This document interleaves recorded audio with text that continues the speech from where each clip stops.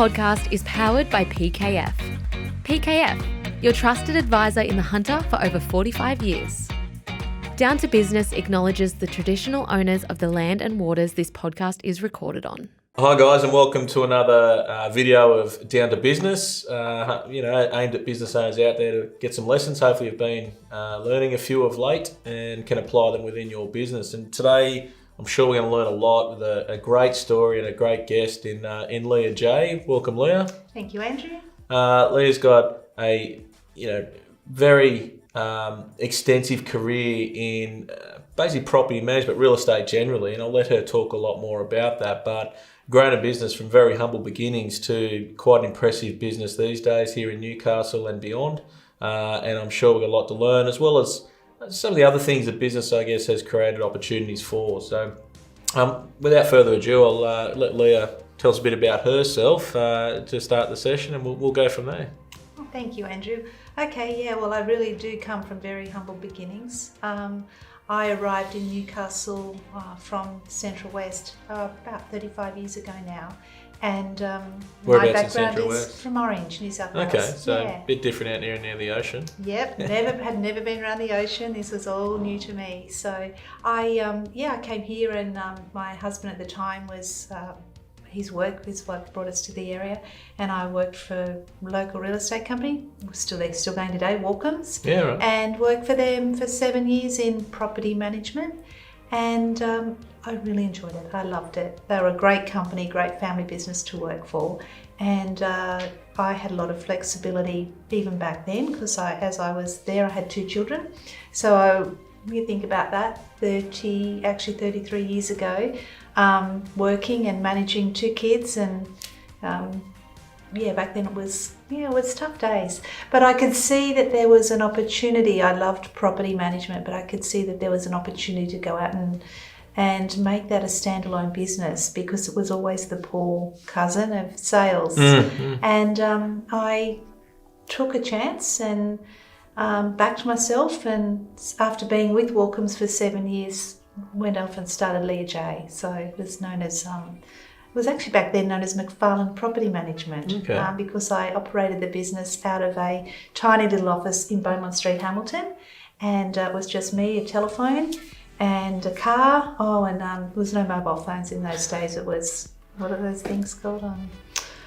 Two-way radios. Oh, really? Things like that. Yeah, right. Yeah. So there's been a lot of change since then. So that's how I started. Yeah. Just had a punt. Just had a punt. Yeah, that's thought great. If I can do it for somebody else, I'll do it for myself. Yeah. And I think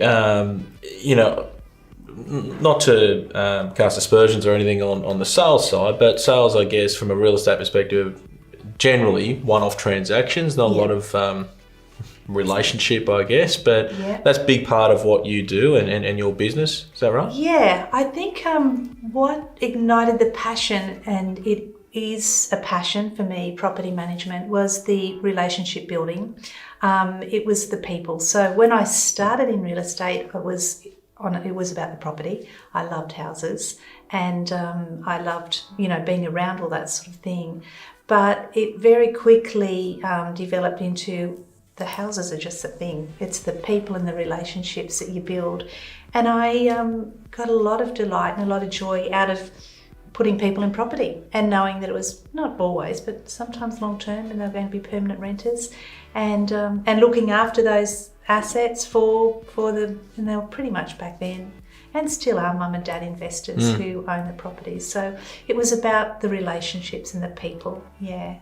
No, that's great. Yeah. And I think a lot of the common themes that we've been having with a lot of the videos we're doing is that people and relationships, and I think that's very evident in what you do. And I guess even myself, from someone that's invested as a landlord before, there's a lot of, we talk about the sales side of real estate, but there's a lot of ordinary handlers of investment properties as well, from what you'd expect in the game. So how do you differentiate yourself, and how have you continued? I think what it ignited in me is, yes, it's the people side, and the passion, and you get to really know people and listen to people and what their needs and their requirements are. But then the other side of that is, which is my personality, is I'm very serious, and it's the intense, serious responsibility, and knowing that back then it was just me, was fully responsible for that person, could have been their only asset. I took that with very, very seriously and personally, and you look after that as it would be your own, and communication. So I think it was the personal touch that set me aside back then.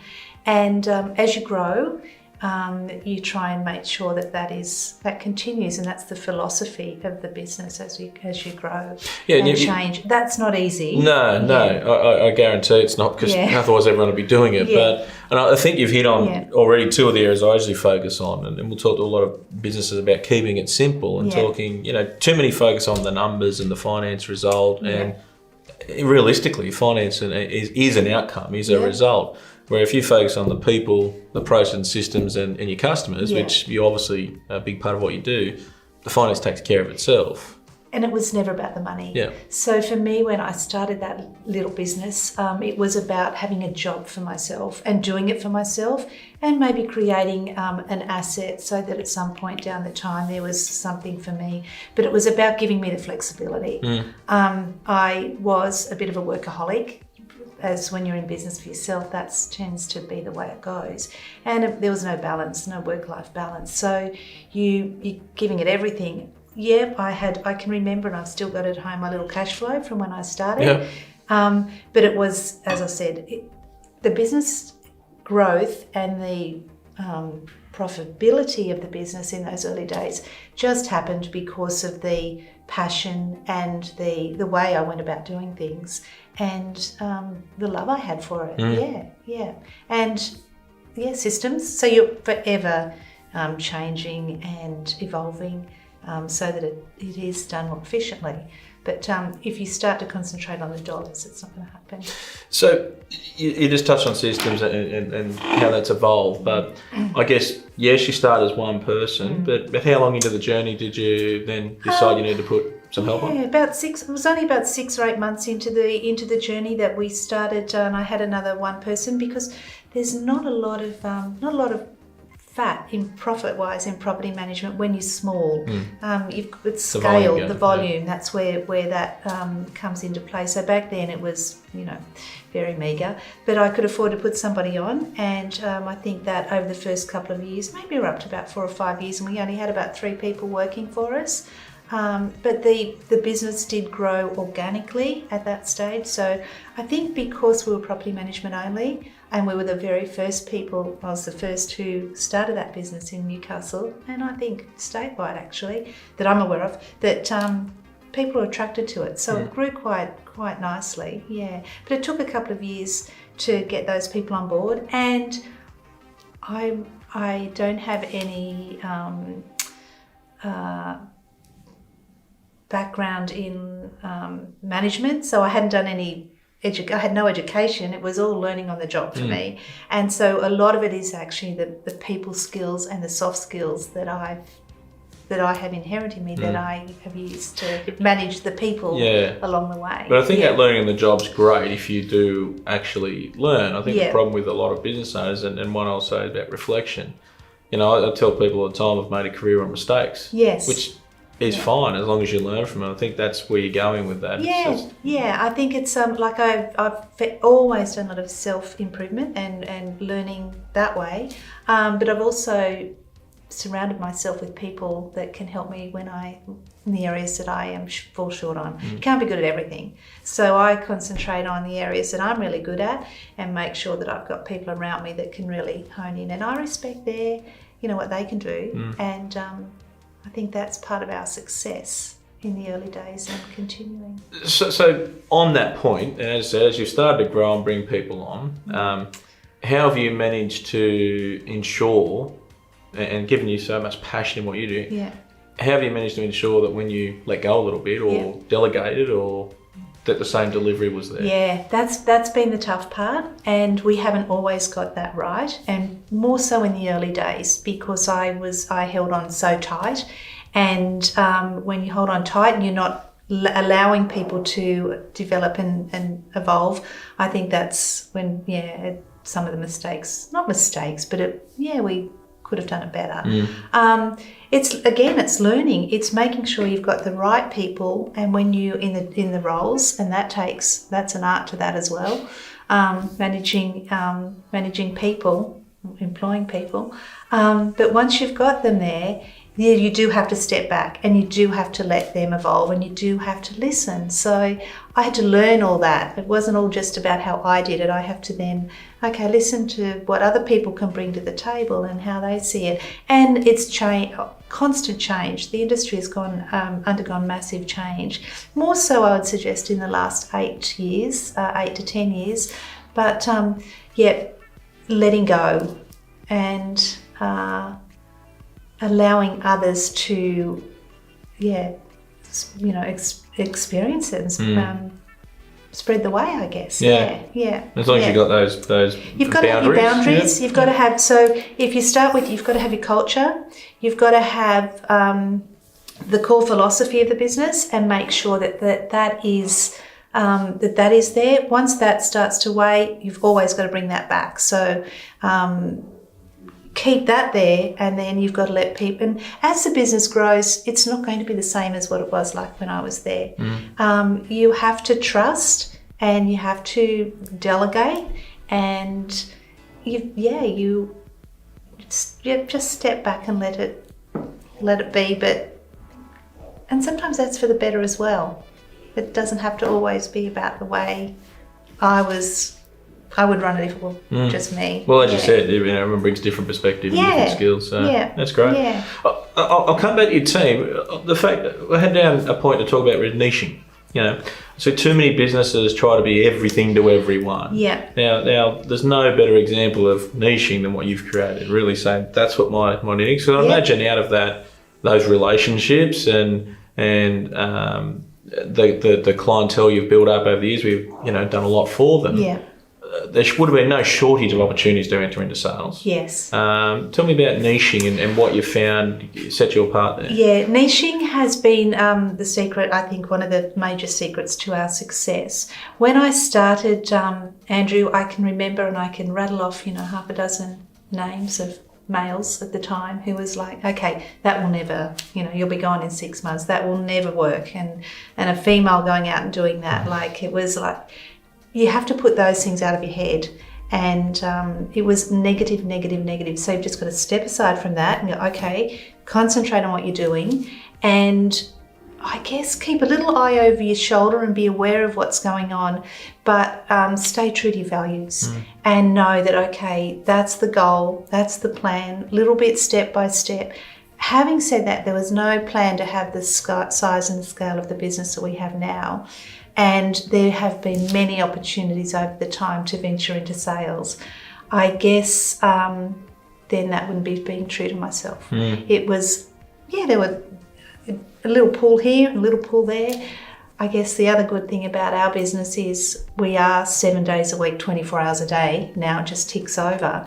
But I don't have to be out there on a Saturday afternoon at an open house and things like. And my kids were little, and I didn't want to have to do that. I'd still work, but at times and that would suit me. So effectively, you've created a business that supports your life as well. Yes, that's what's happened. That's great. Yeah. So on I didn't know I was doing that at the time.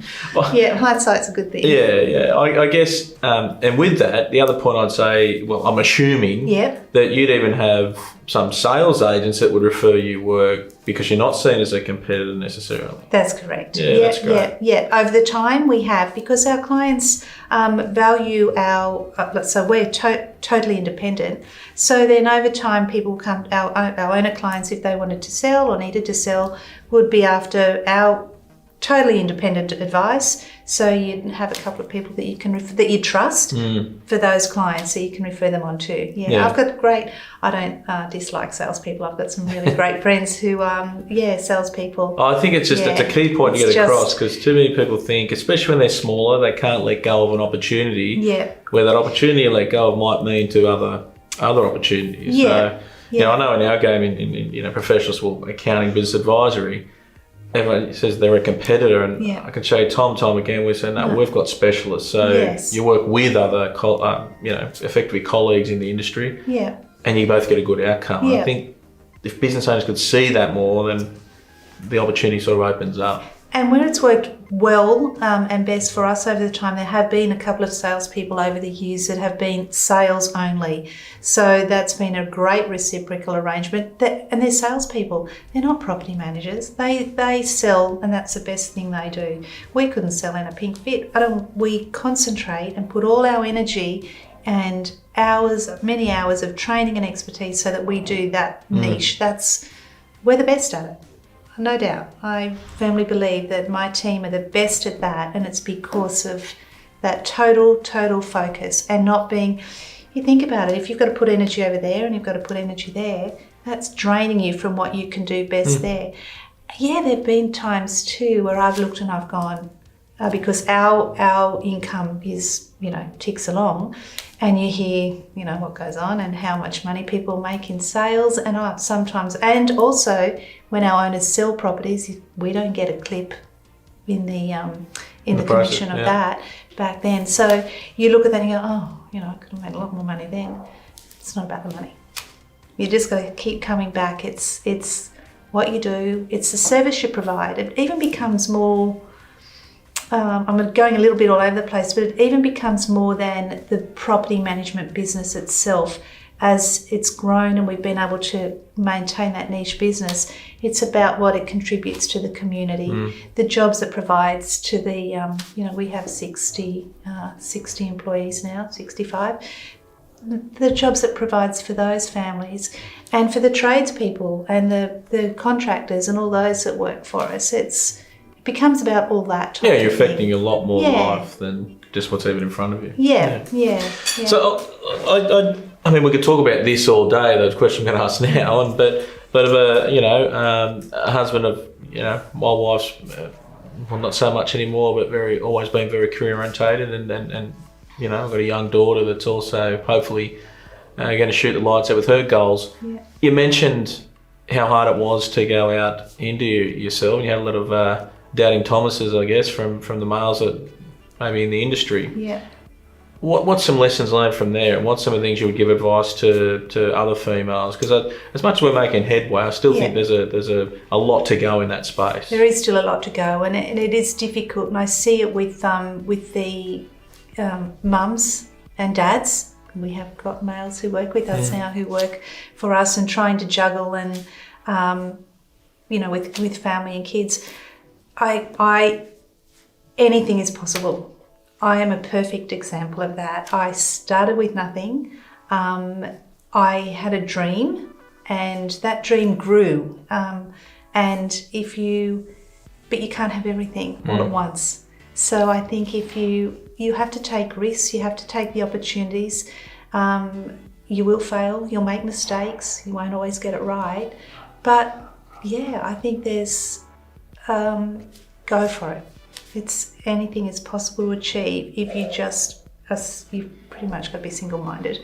And also, it's not just all about you. Reach out to people that are around you and that can help you and guide you, and take all the support you can to get you through.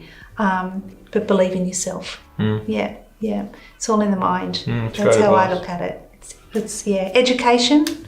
Education these days is extremely important. Listening and self-belief. I think the good thing is some of the things you said, that the education, there's so many different versions of education these days, and accessible. And the other one for me is as I said, long way to go, but I'm seeing more and more within the businesses we work with, even our own, is the adaptation that we're doing to whether it be flexibility, different hours, and I think if anything, COVID has brought that to light, where people have had to be flexible. Now we're going, well, what can we learn from that and apply? And particularly, like, I've got two of my best managers just gone on maternity leave last week, and we're putting things in place for their return to work that we've never done before. So hopefully that message gets to more and more and more people. Yeah.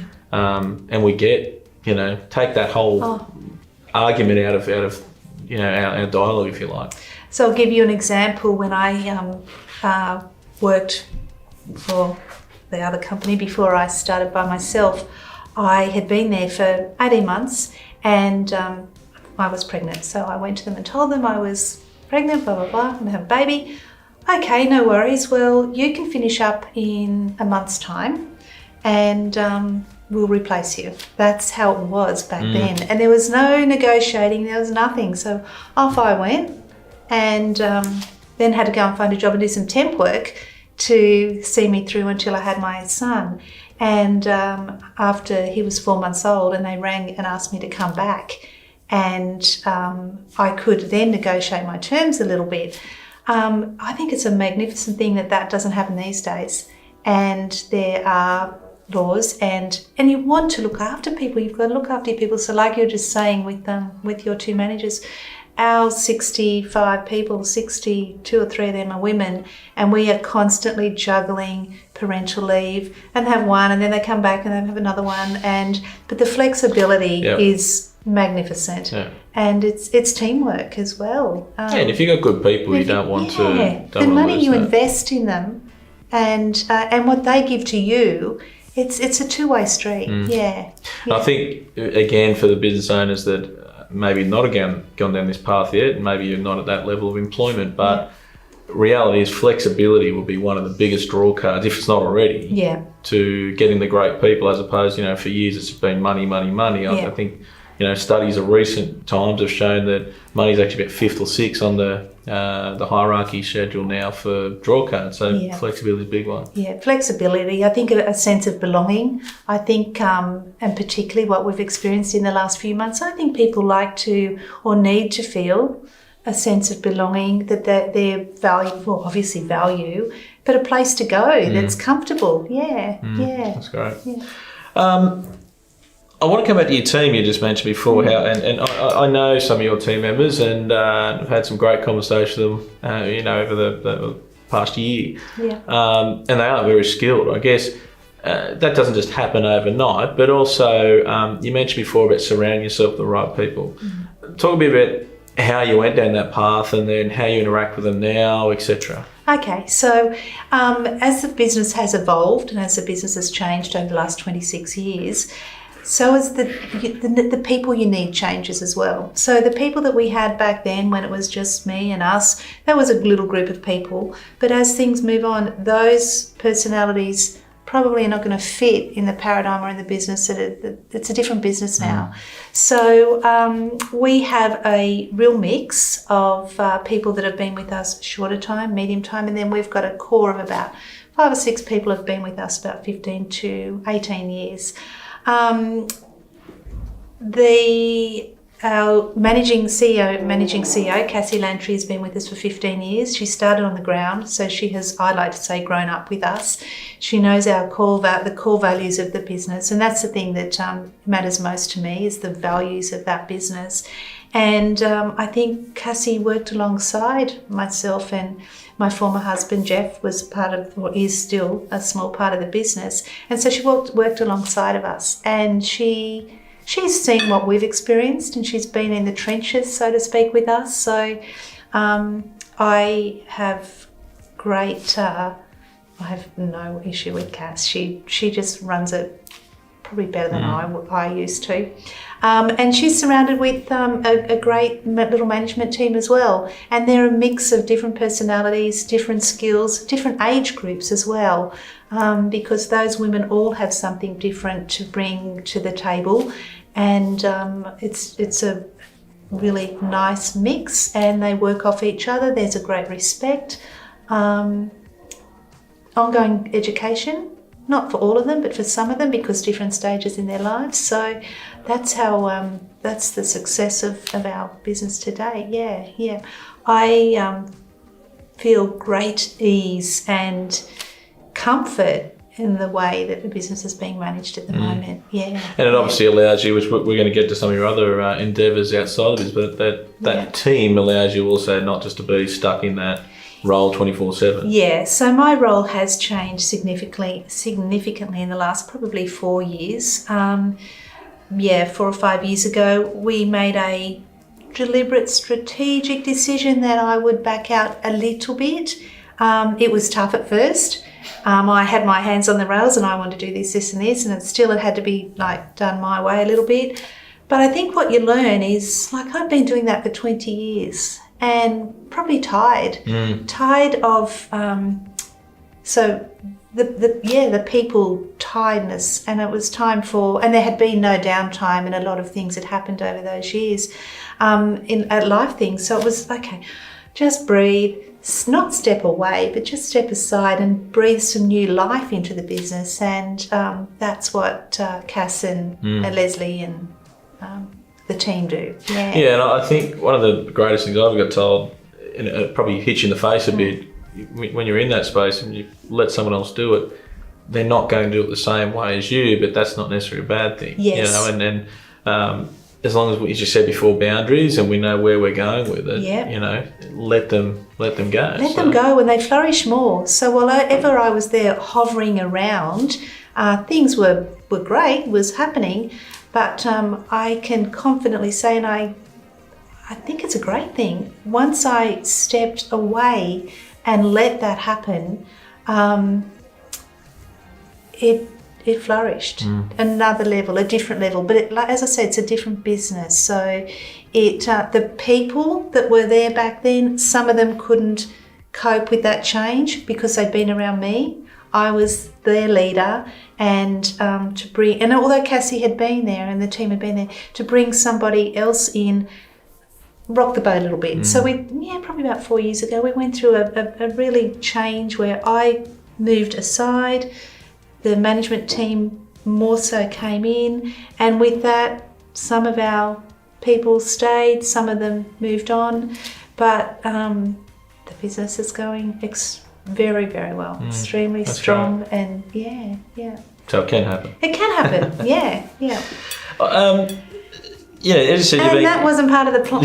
Yeah. I guess you've been going for, as you said, quite a while, and business strong. Mm-hmm. How do you stay ahead of the competition? Because I'd imagine, you had the power of innovation or niching, as we said, way back in the day. Yeah.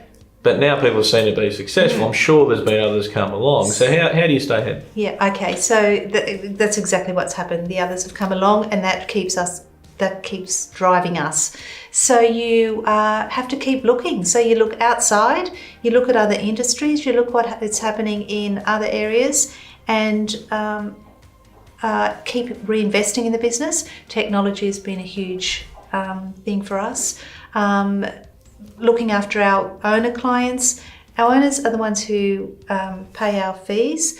Our tenants, without our tenants, we wouldn't have a business. So how do we stay ahead? We look and see what both of those people need, those sectors need, and continuously strive to improve and make that a better experience and an easier experience.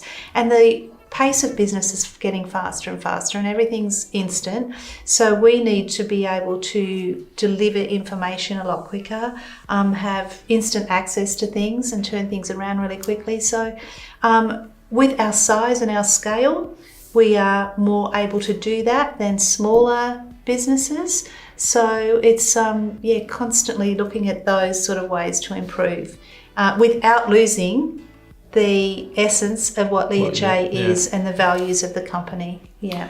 Great answer. I know you've got a big drive with, and you've touched on it a lot already around the people and that sort of stuff, but purpose in business. How has purpose affected what you do? And I guess that also forms part of the drive that keeps going. But how do you get that purpose instilled within the rest of your team? I think through leading, and I don't like the word leading, but showing them a way of life.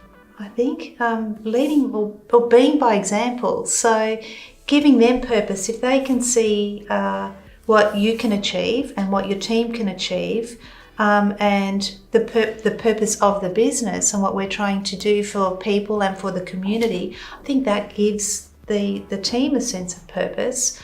I would never ask anybody in that company to do anything that I wouldn't do.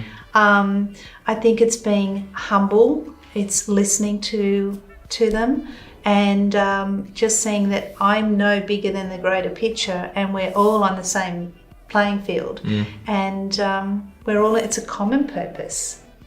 Does that make sense? Yeah, no, it does. That's a roundabout way. I had a chat to a gentleman the other day, and he said he always framed it around, like you said, you wouldn't ask anyone to do what you wouldn't do. He always said he used to like to get in and do the jobs no one wanted to do. Yes.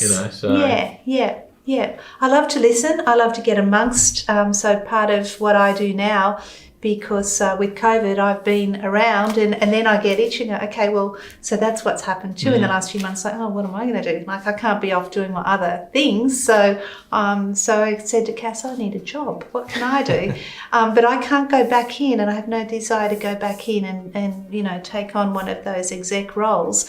But my purpose is to be there, to be around, to understand and to listen to the team that we have. And I get great joy and delight in seeing them grow, and different people develop in different ways. And it may not be in the business either.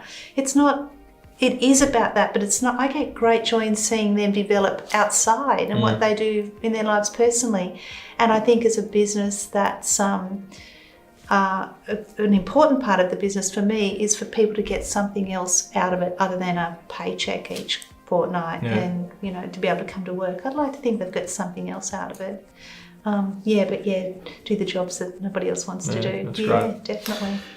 All right, so when it comes to an extensive career and still going, what's been maybe, and this might be two parts, but what's been your biggest lesson and or maybe your hardest lesson in business?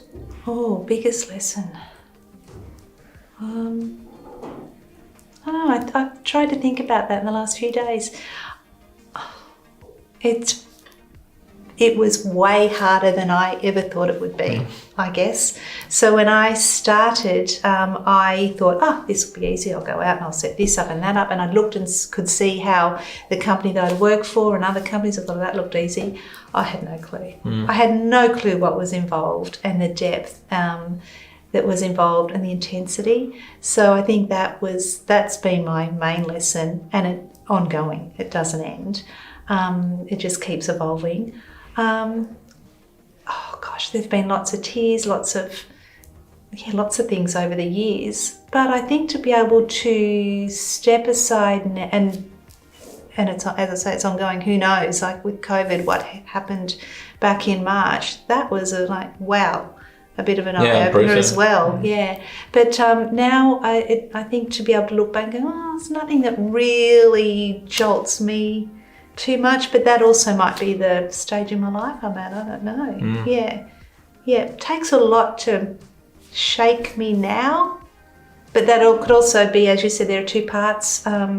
Could also be to do with the death of my son that I experienced 11, 12 years ago now. And I think that sort of thing shapes you and makes you see life very, very differently as well. Yeah, that would have been extremely challenging. Yeah. And I mean, not to dwell on that sort of situation, bring you back to it too much, but I mean, you've created a purpose out of that as well, and done some wonderful things off the back of that. And I mean, the viewers wouldn't be aware, I guess, but it's M&D that you support, and I've sat back and without knowing you from afar and just going, geez, you must be just this mountaineer all your life and now doing these big treks. And then I understood that this sort of sparked you. So tell us a bit about that and what you've done. So I didn't do anything, Andrew, except build that business for about 15 years. And I didn't walk, I did nothing. It was full on, total commitment. And then Elliot was 18 and he was diagnosed with motor neurone disease and died under 12 months later. So after that, and he said to me when he was dying, Mum, don't let this define you. Don't sit back just because you're going to have a child that dies, that you get on and live life. And so that was the thing that ignited something inside of me, and it still was very slow. It took time to evolve, but it means we've all got something in there. And I'd like to think that I would have been that way anyway when time permitted, but that's when it came for me. So, Elliot, his death inspired me to make massive changes in my life. It didn't happen overnight. It took years. But once I lifted my head out of the clouds and could see that there's another world out there, that got me going. And you started with, was Kokoda your first trip? Yeah, I did. Yeah, so I trekked Kokoda. That was, back in 2009, I suppose. Elliot would have been 21 at that stage, had he been alive. So we did that, he and a group of his friends. He's a group of his friends and my husband and I at the time, and Elliot's sister Emily did that, and that was massive. Yeah. That was massive. And again, I had no clue that I would go on to do anything else, but it's just like when you do one thing and you put yourself out of your comfort zone and then you push yourself to the next thing and the next thing. I love that. And I think that's what it's been about. So even the business, as I said, I didn't have any formal education, but it was always pushing myself out of my comfort zone a little bit. And some of the things you have to do in business that if you're not experienced, it's uncomfortable, it's tough, it hurts, all those things that make that business up. And then I look and I think my life, my climbing outdoor life is parallel to that. They're very similar, pushing yourself outside your comfort zone, learning new skills, teamwork. You've got to have a great team around you to climb mountains and do those things that I do. You can't do that alone, which is like the business. So I just see it as a parallel. Yeah, no, I think I was saying before, like I did Mount Kilimanjaro last year with Mark Hughes Foundation, and something that never thought I would do. And uncomfortable is probably an understatement. Yeah. But for you to go and do that again and again and again, it's hats off. And I guess that shows that resilience and also purpose. But you've now completed 6 of the 7 summits. Yes. I know you've tried pretty hard to complete that 7th the one. elusive 7. The weather gods have not been there. But, what sort of preparation and drive goes into that as well? I think I enjoy the prep and as much as I enjoy the actual events or the climbs. Physical, yes. Discipline, self-discipline. So you have a training plan. And look, it's never anything fancy.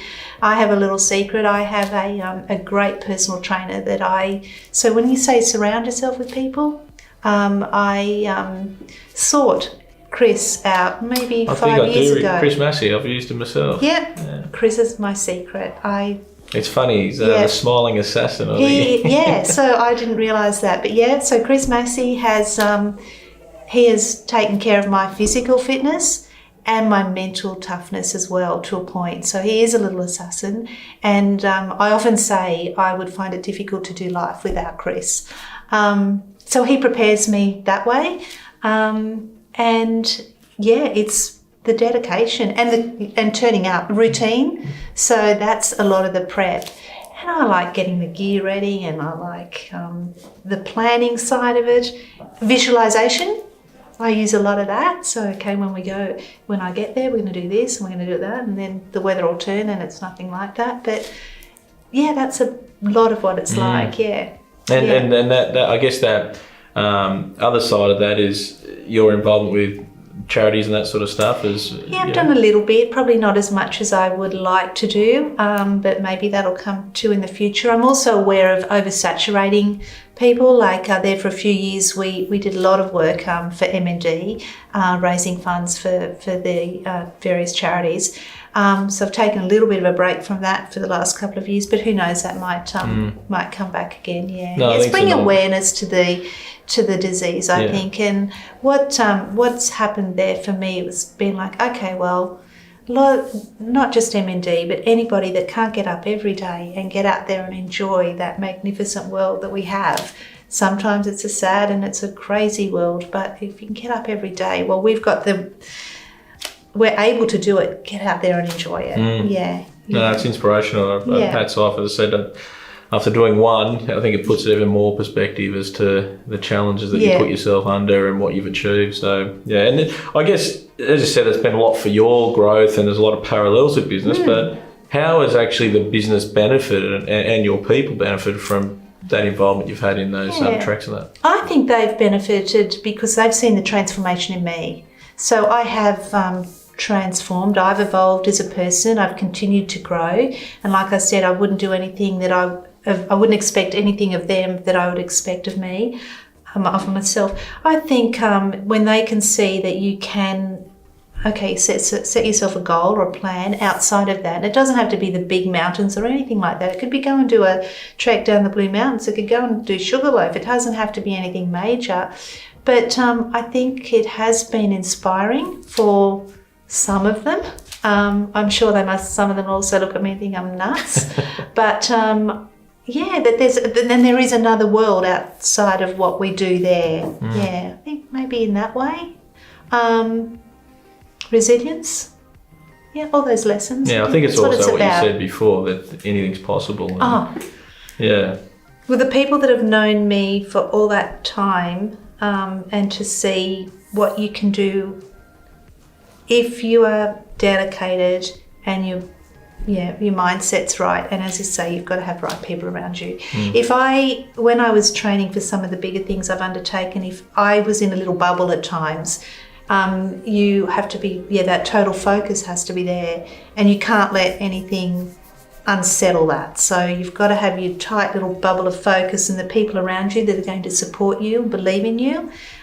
So as I said, like I had Chris and a few other people around me that's our mission, and they're on board and they help you to get to that. And I think there are a couple of people within our business that we've been able to do the same thing with a couple of things that they've done outside business. So if you can help or inspire one or two people, then that's great. That's great.